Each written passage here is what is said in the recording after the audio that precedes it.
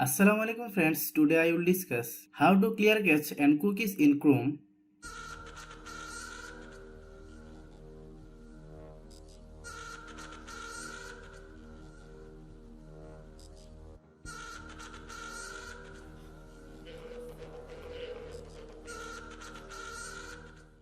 Open up Chrome,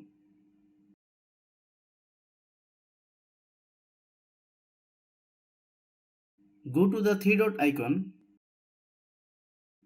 click settings,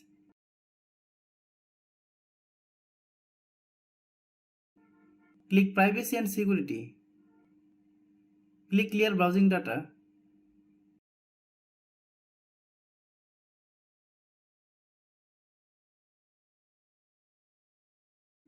click clear data, click clear.